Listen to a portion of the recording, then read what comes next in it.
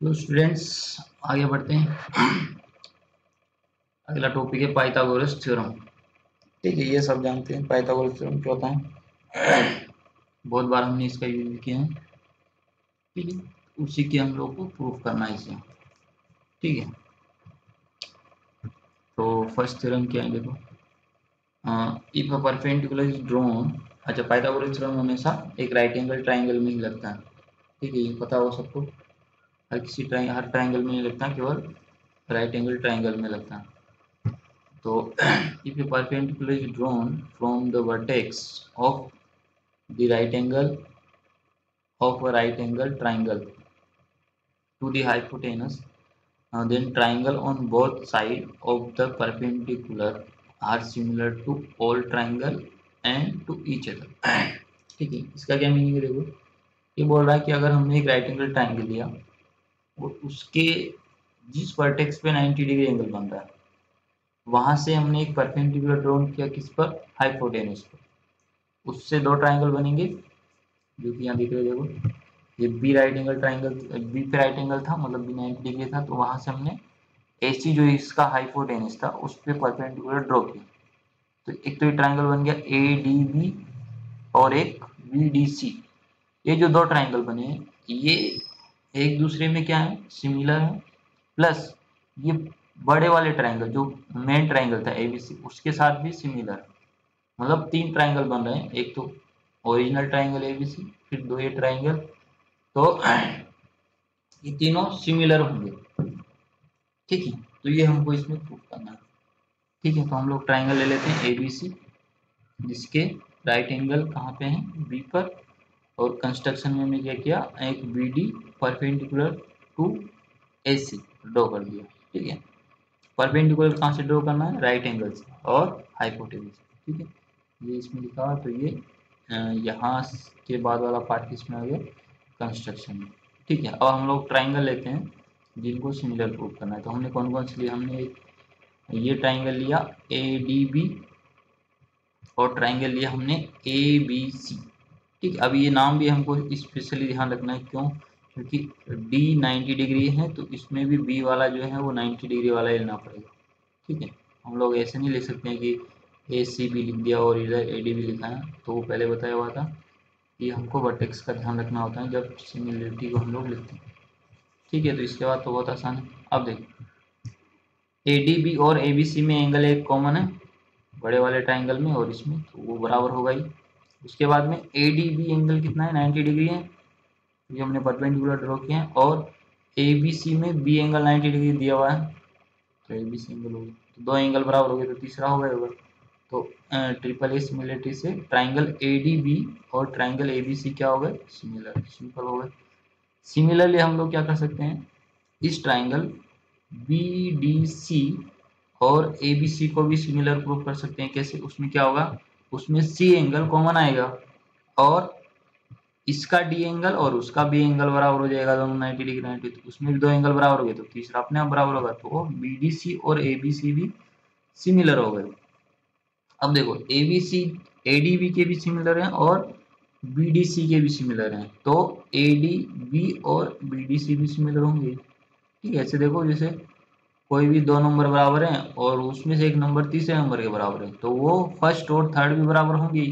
वैसा ही यहाँ पे सिमिलरिटी वाला। ठीक है, तो ए बी सी जो था वो ए डी बी के भी सिमिलर है, बी डी सी के भी सिमिलर है, तो जिस जिसके वो सिमिलर है वो दोनों भी सिमिलर होंगे, तो A D B similar to B D C. ठीक है, ये इस थ्योरम था। चलिए आगे बढ़ते हैं। अब आगे थे हम लोग मेन जो पाइथागोरस थ्योरम होता है उसको प्रूव करना है। ठीक है, वो थ्योरम क्या होता है, सबको पता है। स्टेटमेंट तो, in a right angle triangle the square of the hypotenuse is equal to the square of the other two sides. ठीक है, सबको पता है, इसमें कुछ समझाने वाली बात नहीं है कि हाइपोटेनस का स्क्वायर बाकी जो साइड बचती है उसके स्क्वायर के सम के बराबर होता है। ठीक है, तो यहाँ पे हमने क्या लिया, ट्राइंगल लिया ए बी सी, जिसके बी पर क्या है 90 डिग्री। तो ए सी क्या हो गया, हाइपोटेनस, राइट एंगल के अपोजिट साइड होता है उसको हाइपोटेनस बोलते हैं। बाकी जो साइड बचे, एक बेस एक परपेंडिकुलर होता है। ठीक है, तो उसको अभी जानने की जरूरत नहीं। तो ए सी जो है हाइपोटेनस, उसका स्क्वायर बाकी जो साइड बची ए बी और बी सी उसके स्क्वायर के बराबर होता है। तो ये हमको इसमें प्रूव करना है, ठीक है। तो इसमें फिर कंस्ट्रक्शन हमने क्या किया, एक परपेंडिकुलर ड्रॉ किया ए सी पे बी से बी डी, ठीक है। ये हमने कंस्ट्रक्शन कर दिया। अब सिमिलरली से हम लोग सिमिलरिटी से पहले हमने जो प्रूफ किया है अभी इससे जस्ट पहले वाले में 6.7 में, उसी को यहाँ पे यूज करके करेंगे। तो triangle A B D similar to triangle A B C होगा, वो हमको पता है कहाँ से आया था, वही ट्राइंगल ए एंगल ए बराबर हो गया, फिर ए डी बी बराबर हो गया। अब यहाँ पे या तो 6.7 लिख दो या फिर क्या करो, वापस ऊपर जाओ और ये कंडीशन लिख दो कि A D B similar to A B C क्यों आया था। ये दो कंडीशन लिखना है तो पता चल जाएगा, ठीक है। तो ट्राइंगल मेरा A D B similar to triangle A B C है, 6.7 बोलो या फिर वो जो प्रूफ किया हमने उसको लिख दो। तो अगर ऐसा है तो इनके करस्पॉन्डिंग साइड का रेशियो भी बराबर आएगा, तो वही किया देखो। अब इसमें इस साइड के रेशियो में हमको ध्यान रखना है, देखो ए डी बी का हाइपोटेनस क्या है ए बी, और जो ए बी सी था उसका हाइपोटेनस क्या था ए सी, इसलिए हमने ए बी और ए सी का रेशियो लिया। इधर देखो ए डी क्या है जिस पर 90 डिग्री बन रहा है ए डी बी के लिए, और वैसे ही इसमें ए बी क्या है जिस पर 90 डिग्री बन रहा है, तो ए डी अपॉन ए सी लेंगे, ठीक है। तो ये A D upon A B equal to A B upon A C, फिर ए बी का स्क्वायर हो जाएगा, इसको क्रॉस मल्टीप्लाई कर देंगे तो इधर आएगा ए डी इंटू ए सी और इधर ए बी का स्क्वायर, ठीक है। फिर सिमिलरली हमने इस ट्राइंगल बी डी सी और ए बी सी को भी सिमिलर प्रूव किया था, ठीक है, वैसे ही उस प्रूफ थ्योरम से। तो इनके भी करस्पॉन्डिंग साइड का रेशियो इक्वल आएगा। तो फिर देखो बी डी सी का हाइपोटेनस क्या है बी सी, तो बी सी अपॉन ए सी लिख दिया। फिर इस वाले के लिए 90 डिग्री कहाँ पे बन रहा है सी डी पे और उसका बी सी पे, तो ये हो गया, तो उनका रेशियो लिया। फिर क्रॉस मल्टीप्लाई कर दिया तो यहाँ से है बी सी का square equal to C D into A C, ठीक है। अब हम लोग को देखो ये हम लोग का राइट हैंड साइड आया जो थ्योरम हम प्रूव करते ए बी स्क्वायर और बी सी स्क्वायर, तो दोनों को हम लोग ऐड कर देते हैं। ऐड किया तो देखो लेफ्ट हैंड साइड में क्या था उधर से ए डी इंटू ए सी और इधर सी डी इंटू ए सी, दोनों में से ए सी कॉमन आ गया, बचा के अंदर यहाँ से ए डी बचा यहाँ से सी डी बचा, तो A D plus C D क्या हुआ ए सी, वो देख सकते हो डायग्राम से, ये वाला ए डी और ये सी डी या डी सी जो भी बोलो, दोनों का सम अगर करेंगे तो ए सी आ जाएगा, और ए सी और बाहर भी ए सी था तो ए सी इंटू ए सी क्या हो गया ए सी का स्क्वायर, और राइट हैंड साइड में मेरा ये A B square plus B C square, ये ऐसे ही थोड़ा प्रूफ हो जाएगा, ठीक है। 6.7 यूज करना है, दो ट्राइंगल को सिमिलर प्रूफ करके उनके करस्पॉन्डिंग साइड का रेशियो लेना है और फिर ऐड कर देना है, तो हमारा ये थ्योरम प्रूफ हो जाएगा, ठीक है। चलिए अब नेक्स्ट और last theorem of this chapter, ठीक है, इसके बाद ये चैप्टर कंप्लीट, ठीक है। तो थ्योरम 6.9, ठीक है। अभी हमने प्रूफ किया जिसका अपोजिट वाला, ठीक है। अभी हमको जो प्रूफ करना था वो कंडीशन हमको गिवन है जो हमने प्रूफ किया, हमको क्या बताना है कि इसका एक एंगल क्या होगा 90 डिग्री, वो भी कौन सा होगा जो अपोजिट टू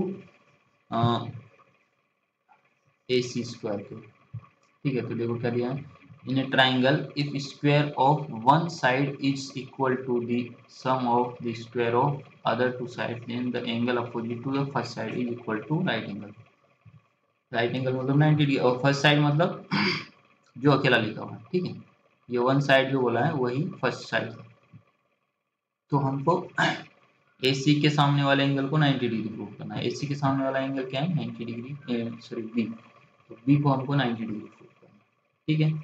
तो हम लोग इसमें भी कंस्ट्रक्शन की जरूरत पड़ेगी, हमने कंस्ट्रक्शन क्या किया, हमने एक ट्राइंगल बनाया पी क्यू आर जो कि 90 मतलब राइट एंगल है, और उसमें उसकी जो दो साइड है वो हमने ए बी सी ट्राइंगल की दो साइड के बराबर लिखी। तो हमने क्या किया ट्राइंगल जो पी क्यू आर बनाया उसमें आर क्यू का वैल्यू किसके बराबर रखा बी सी के बराबर, और पी क्यू का वैल्यू रख दिया ए बी सी ए बी के बराबर, ठीक है। और उसका क्यू एंगल कितना 90 डिग्री।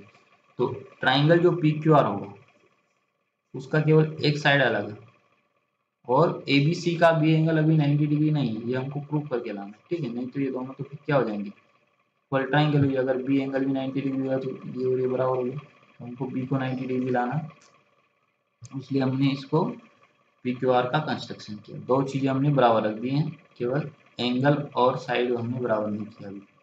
चलिए, तो हमने क्या किया, ट्राइंगल पी क्यू आर में पाइथागोरस थ्योरम लगा दिया, क्योंकि वो राइट एंगल ट्राइंगल है तो उसमें अप्लाई हो जाएगा। तो पी आर जो होगा उसका हाइपोटेन्यूज होगा 90 डिग्री के अपोजिट में, पी आर का square equal to P Q का स्क्वायर प्लस क्यू आर का स्क्वायर। ठीक है, अब हमने जो लिया था यहाँ पे कंस्ट्रक्शन से उनका यूज कर देंगे। तो हमने क्यू आर इक्वल टू क्या लिया था, बी सी, तो क्यू आर की जगह बी सी स्क्वायर लिख दिया, और पी क्यू किसके बराबर लिया था, ए बी के, पी क्यू की जगह ए बी लिख दिया, तो ए बी स्क्वायर आ गया। अब देखो, हमको जो गिवन था A C square equal to A B square plus B C square, तो इक्वेशन जो ये वन बोला हमने और जो गिवन था दोनों का राइट हैंड साइड इक्वल है, तो लेफ्ट हैंड साइड भी बराबर होगा। तो ए सी स्क्वायर इक्वल टू क्या हो जाएगा, पी आर स्क्वायर, तो ए सी बराबर पी आर आ गया। ठीक है, अब ये हो गया, तुम्हारा काम हो गया। अब देखो, बाकी दो साइड तो दोनों ट्राइंगल की सेम थी, थर्ड साइड भी बराबर आ गई, इसलिए जो दोनों ट्राइंगल हैं वो क्या हो जाएंगे, कॉन्ग्रुएंस हो जाएंगे, ट्राइंगल ए बी सी और ट्राइंगल पी क्यू आर। ठीक है, ट्रिपल एस रूल से तीनों साइड इक्वल हो गई, तो ट्रिपल एस रूल से दोनों ट्राइंगल क्या हो गए, कॉन्ग्रुएंट हो गए। अब कॉन्ग्रुएंट होंगे तो इनके एंगल भी बराबर आएंगे, तो angle B equal to angle Q आएगा। ठीक है, तो एंगल क्यू तो दिया था हमको 90 डिग्री, तो एंगल बी को भी कितना होना चाहिए, 90 डिग्री। तो ये हमारा प्रूफ हो गया कि एंगल बी कितना होगा, 90 डिग्री।